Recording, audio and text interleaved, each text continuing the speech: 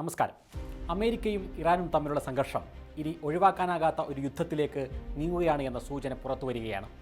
മുൻ പരമോന്നത നേതാവ് ആയത്തുള്ള അലി ഖാംനായിയുടെ വിലാപയാത്രയ്ക്ക് മുമ്പ് തന്നെ US കടുത്ത പ്രതികാരം ചെയ്യണമെന്ന ആവശ്യവുമായി ദശലക്ഷക്കണക്കിന് ഇറാൻ പൗരന്മാർ തെരുവിൽ ഇറങ്ങിയിരുന്നു.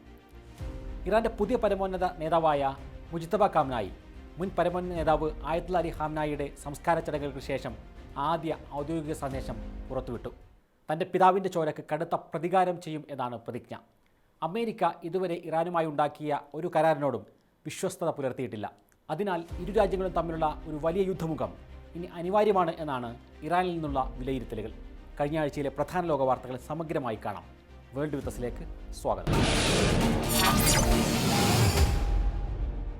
ഇറാൻ കണ്ട ഏറ്റവും വലിയ ജനക്കൂട്ടത്തെ സാക്ഷി നിർത്തിയാണ് ഖാംനായിയുടെ മൃതദേഹം മണ്ണോട് ചേർന്നത്.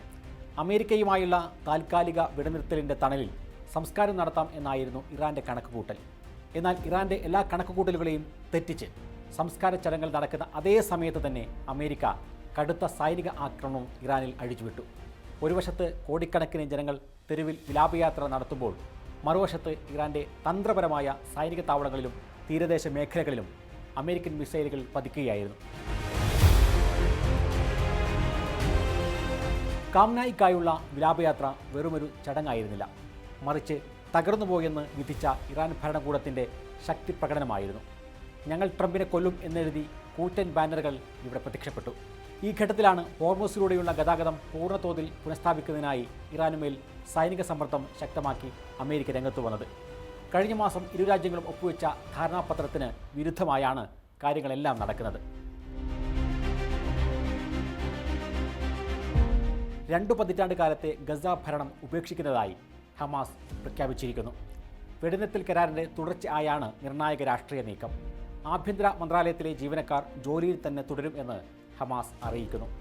2 പതിറ്റാണ്ട് കാലമായി ഗസ ഭരിച്ചിരുന്ന സമിതി പിരിച്ചുവിട്ടതായും സിവിൽ ഭരണത്തിനായി വഴിമാറിക്കൊടുക്കുകയാണ് എന്നുമാണ് ഹമാസ് പറഞ്ഞത്.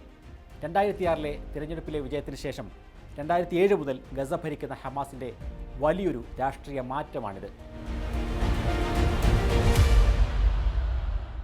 ഭരണമൊഴിഞ്ഞാലും ഗസയിലെ ജനങ്ങൾക്കിടയിൽ ഹമാസിനുള്ള സ്വാധീനം പെട്ടെന്ന് ഇല്ലാതാക്കാൻ കഴിയില്ല. ഒരു സിവിൽ ഭരണകൂടം എന്ന പദവിയിൽ നിന്ന് മാറി അവർ ഇനിയൊരു രാഷ്ട്രീയ കക്ഷിയായും ഫലസ്തീൻ വിമോചനത്തിന് വേണ്ടിയുള്ള പ്രത്യയശാസ്ത്ര പ്രസ്ഥാനമായും നിലനിൽക്കും. തെരഞ്ഞെടുപ്പ് നടക്കുകയാണെങ്കിൽ ഒരു പ്രധാന ശക്തിയായി മത്സരിക്കാനും ഹമാസിന് കഴിയും. ഹമാസിൻ്റെ ഈ പിന്മാറ്റ പ്രഖ്യാപനം അന്താരാഷ്ട്ര തലത്തിൽ ചില വലിയ ചലനങ്ങൾ ഉണ്ടാക്കിയിട്ടുണ്ട്. ഹമാസ് ഗസയുടെ ഭരണത്തിൽ നിന്ന് മാറണമെന്ന നിബന്ധന വെച്ചിരുന്ന ബെൽജിയം പോലെയുള്ള ചില യൂറോപ്യൻ രാജ്യങ്ങൾ ഫലസ്തീനെ ഒരു സ്വതന്ത്ര രാഷ്ട്രമായി ഔദ്യോഗികമായി അംഗീകരിക്കുന്നതിനുള്ള നടപടികളിലേക്ക് കടന്നിരിക്കുകയാണ്. അപ്പോഴും ഇസ്രായേൽ തടസ്സവാദങ്ങൾ ഉന്നയിക്കുന്നു. ഹമാസ് നിരായുധീകരിക്കാതെ ഈ പ്രഖ്യാപനത്തെ മുഖവിലക്കെടുക്കുന്നില്ല എന്നാണ് ഇസ്രായേലിൻ്റെ നിലപാട്. നേറ്റോ ഉച്ചകോടി തുർക്കിയിൽ സമാപിച്ചിരിക്കുന്നു. ആഗോള രാഷ്ട്രീയത്തിൽ വലിയ ഭൗമശാസ്ത്രപരമായ മാറ്റങ്ങൾക്ക് വഴി തുറന്ന ഒന്നായിരുന്നു ഇത്തവണത്തെ ഉച്ചകോടി. റഷ്യ യുക്രൈൻ യുദ്ധം, പശ്ചിമേഷ്യയിലെ സംഘർഷങ്ങൾ, നേറ്റോയുടെ കിഴക്കൻ മേഖലയിലേക്കുള്ള വ്യാപനം എന്നിവ ചർച്ചയായ ഉച്ചകോടിയിൽ തുർക്കി പ്രസിഡന്റ് റജബ് തയ്യിപ് എർദോഗാൻ കൈക്കൊണ്ട നിലപാടുകൾ ആഗോള ശ്രദ്ധ നേടി. ലോകം കടുത്ത ചേരിതിരിവിലേക്ക് നീങ്ങിയപ്പോൾ നേറ്റോ സഖ്യത്തിനുള്ളിലെ തൻ്റെ സ്ഥാനം അരക്കിട്ടുറപ്പിക്കുന്നതോടൊപ്പം തന്നെ സ്വന്തം രാജ്യത്തിൻ്റെ താൽപ്പര്യങ്ങൾ സംരക്ഷിക്കാൻ എർദോഗാന് ഈ ഉച്ചകോടിയിലൂടെ സാധിച്ചു.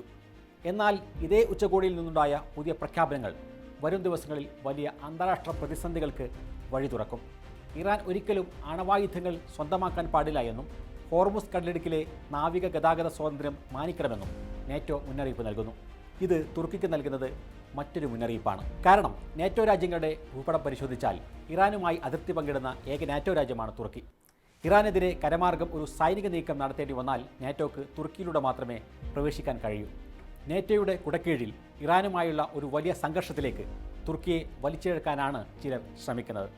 വേൾഡ് വിത്തസ് പൂർണ്ണരൂപം കാണാം ഞായറാഴ്ച രാത്രി 9:30, ചൊവ്വാഴ്ച ഉച്ചയ്ക്ക് ശേഷം 3:30 മീഡിയ 1 TV.